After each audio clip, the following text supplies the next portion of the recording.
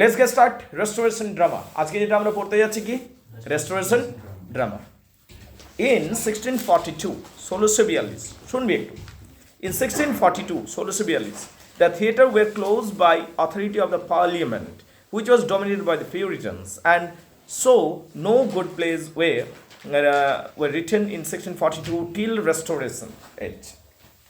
ঘটনাটা জানতে হবে, ঘটনা চক্রটা বোঝার চেষ্টা করো।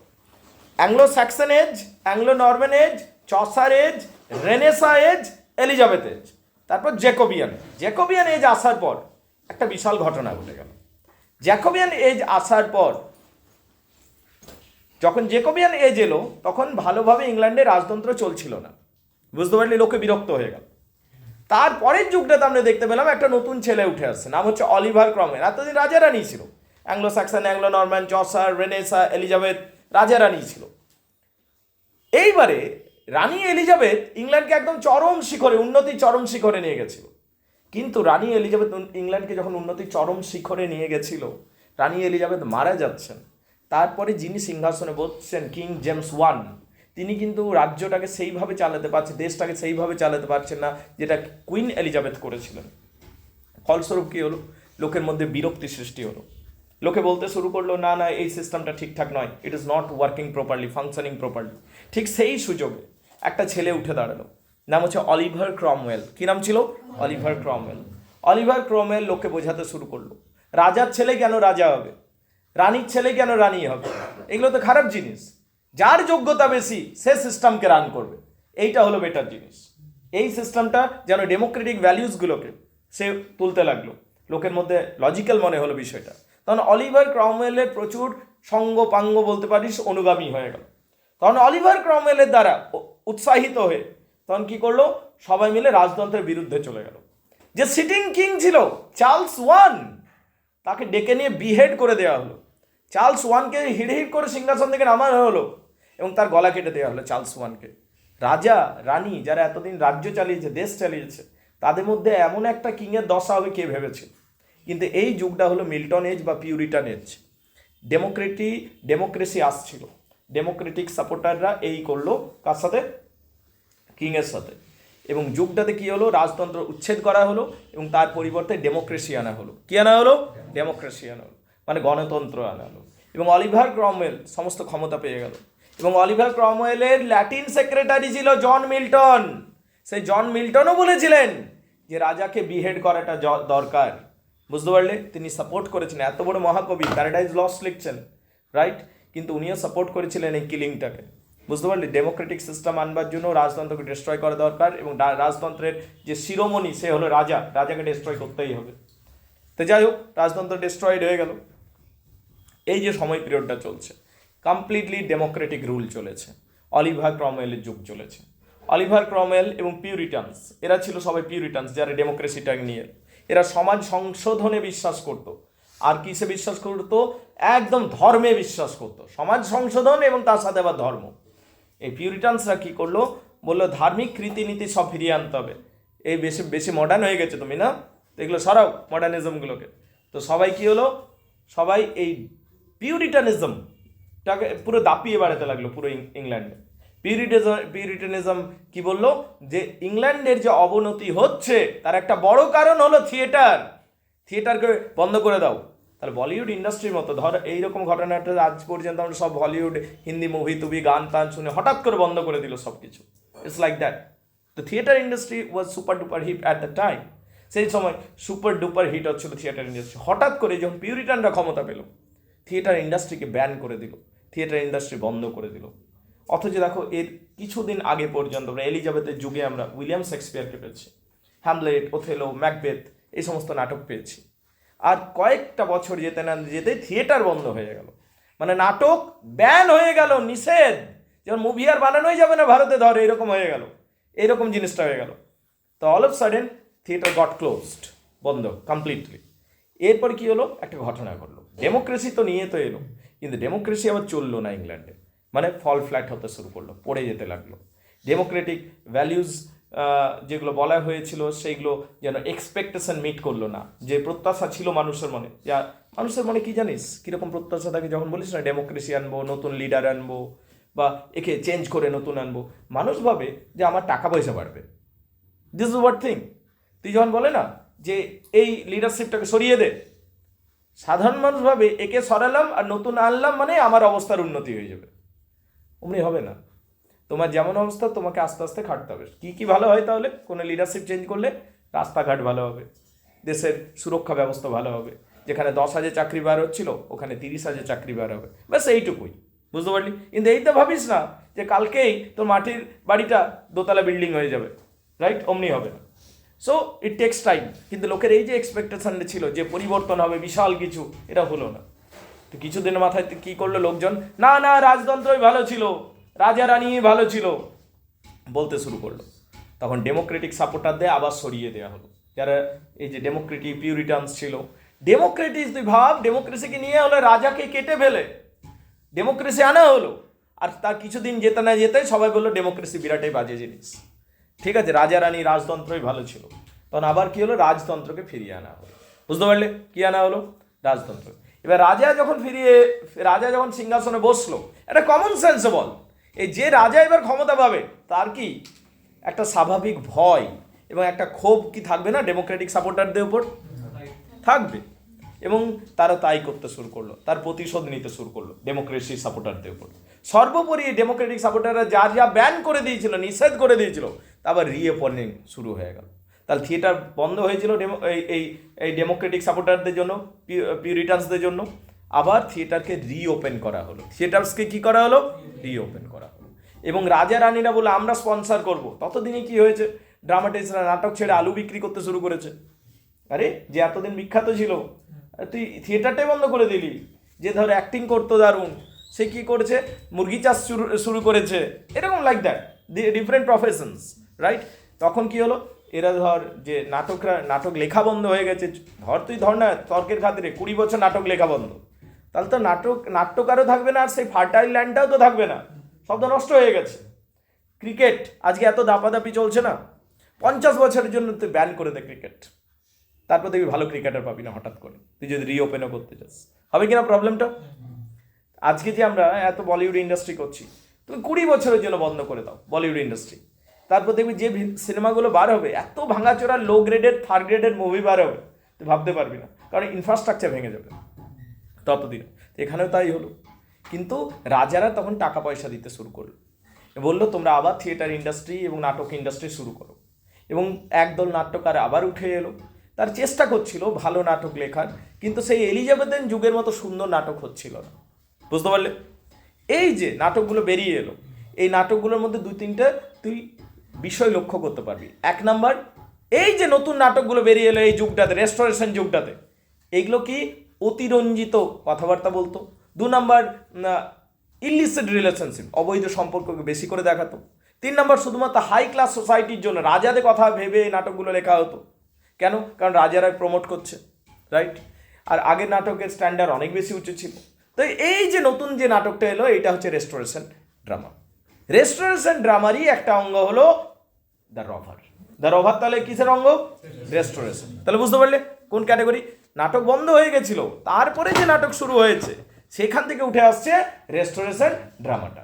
রেস্টোরেশন ড্রামাকে আমরা 2 ভাগে ভাগ করছি, যদি রেস্টোরেশন কমেডি, রেস্টোরেশন ট্র্যাজেডি। বুঝতে পারলে? দ্য রবার্ট বাই অপেরাবেন, যেটা আমরা বলি অপেরাবেন রবার্ট, সেটা রেস্টোরেশন কমেডি। তাহলে রেস্টোরেশন ট্র্যাজেডিটা কেন পড়ছি আমরা সেটা বুঝতে পারছো তো?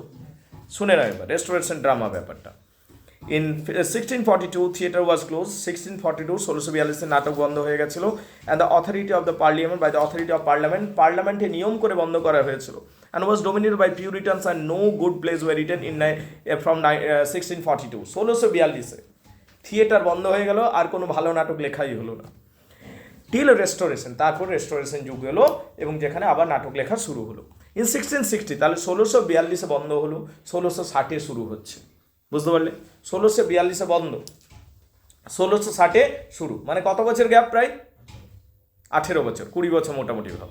ঠিক আছে, when the theatre were reopen. তাহলে 1660 আরেকবার রিওপেন হচ্ছে থিয়েটার, কিন্তু 20 বছরের যে গ্যাপ পড়ে গেল প্রায় 18-20 বছরের, তাহলে সেটা একটা মারাত্মক বিষয় হয়ে যাবে। The drama showed entirely new trend on account of the long break of the past.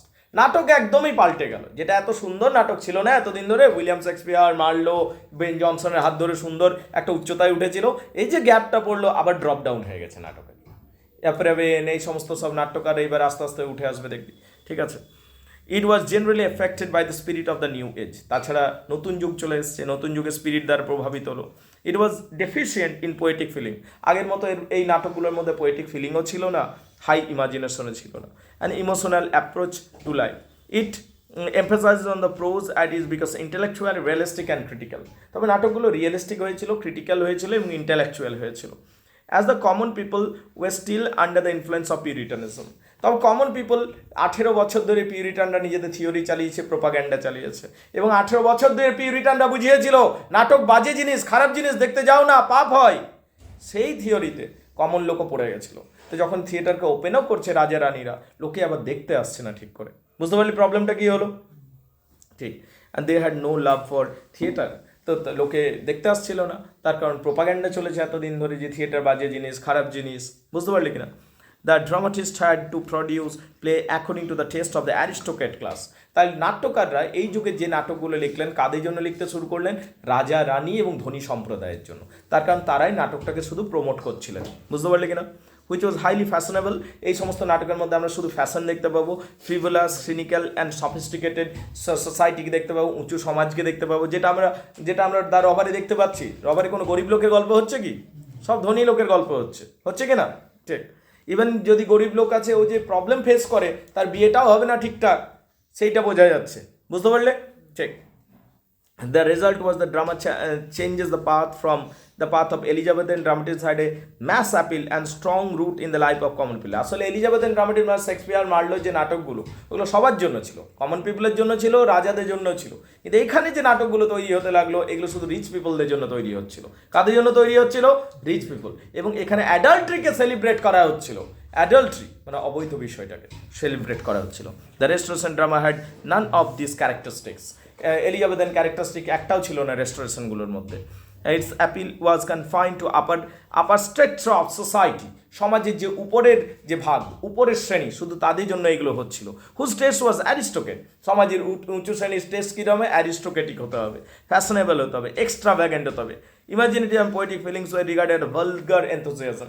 Imaginative এবং পোয়েটিক ফিলিংগুলোকে সরিয়ে দেওয়া হলো, এগুলোকে ভালগার মনে করা হতো। But the dictators of the social life, এবং কি by the dictators of social life, এই যে পোয়েটিক ফিলিং, ইমাজিনেশন, এইগুলোকে একদমই সরিয়ে দেওয়া হলো, ভালগার মনে করা হতো সমাজের উঁচু শ্রেণীর দ্বারা, যারা সমাজকে ডিক্টেট করছিল। But the actual life mean the life of aristocrat class only. এবং এই নাটকগুলোর মধ্যে শুরু অ্যারিস্টোক্রেট মানুষদের, ধনী মানুষদের জীবনযাত্রা উঠে আসতে লাগলো। লর্ড হতে হবে, ভাইস রয়ের ছেলে হতে হবে, ঠিক আছে, কর্নেল হতে হবে, তবে তাদের গল্প শুধুমাত্র হতে লাগলো, প্রিন্সের গল্প হতে লাগলো, এই সমস্ত রীতিনীতি। কোনো গরিব মানুষের চাষির গল্প নয় এগুলো। বুঝতে পারলে? The players of the periods do not give us the picture of the whole nation. The most popular form of drama was comedy of manner. এগুলোর মধ্যে আমরা একটা বিখ্যাত নাটক পাই, comedy of manner. Aristotle class only. The plays of the period do not give us picture of the whole nation. এখানে এই ধরনের নাটক, এই রেস্টোরেশনের যে নাটকগুলো, রেস্টোরেশনের এই যে নাটকগুলো আমরা পাই, সেখানে কিন্তু পুরো দেশটার ছবি পাবো না, তবে একটা সমাজের ছবি পাবো। একটা নির্দিষ্ট সমাজে, একটা শ্রেণীর, সমাজে তো বহু শ্রেণী থাকে, ধনী শ্রেণী, মধ্যবিত্ত শ্রেণী, দরিদ্র শ্রেণী, সর্বহারা শ্রেণী থাকে কি না? কিন্তু যে উপরের শ্রেণীটা, শুধু তাদের কথা এখানে আমরা পেতে লাগলাম এই নাটকগুলোর মধ্যে। শুধু rich category, aristocrat category, noble category, royal people, ওদের ক্যাটাগরির ছবি আমরা এখানে পেতে শুরু করলাম এই ক্যাটাগরিতে। বুঝতে পারলে? এই ড্রামাতে, রেস্টোরেশন ড্রামার মধ্যে। এবং কি the most popular form of drama of the comedy of ম্যানার্সেও তাই আমরা দেখতে পাই। এবং কি এই যে নাটকগুলো ছিল, এটার মধ্যে আমরা গেইটি মানে আনন্দ মুখরতা, পার্টি, এনজয়মেন্ট, এই সমস্ত বেশি দেখতে পাবো এই নাটকের ক্যাটাগরিতে। ফপারি মানে শো অফ, ভালো ড্রেস পরে চলে এলি, ভালো সুন্দর সুন্দর সব ফ্যাশনেবল জিনিস ইউজ করছিস, এগুলো শো অফ হচ্ছে, ফপারি ইউজ হতে লাগলো। Insolence and intrigue, and thus the bias of restoration drama was very narrow. তাই বলা যেতে পারে, যদি নিরপেক্ষ দৃষ্টিকোণ থেকে বিচার করি, এই নাটকটা মোটেও, এই ক্যাটাগরির যে নাটক, এটা মোটেও উন্নত নয় in comparison to Elizabethan or renaissance plays. বুঝতে পারলে? রেনেসাঁ এবং এলিজাবেথের সামনে দাঁড়াতে পারবে না এগুলো, কারণ অনেক লো ক্যাটাগরির হয়ে যাচ্ছে তাদের তুলনাতে। ক্লিয়ার নয়? ঠিক। এবার রেস্টোরেশন কমেডির মধ্যে কী কী জিনিস দেখতে পাবি শুনে রাখ। একটা হচ্ছে রেস্টোরেশন কমেডির মধ্যে প্রথম কথা তুই যেটা দেখতে পাবি, তুই আরও দুই একজন রাইটারের নাম জেনে রাখবি, উইলিয়াম কংগ্রিভ এবং জর্জ ফকিউহা, ঠিক আছে? এরা কিন্তু সব অসাধারণ সুন্দর সুন্দর কমেডি অফ দ্য ম্যানার্সগুলো লিখেছিলেন, ঠিক আছে? এবং বিভিন্ন রেস্টোরেশন কমেডিগুলো লিখেছেন। রেস্টোরেশন কমেডির মধ্যে যেমন লাভ ইন এ টাব, এই সমস্ত বিখ্যাত সব বিখ্যাত রয়েছে, বুঝতে পারলি? এখানে সোসাইটিকে মক করায় কিছু ক্ষেত্রে। আর কি রেস্টোরেশন কমেডির যেটা ব্যাপার হলো সেটা হচ্ছে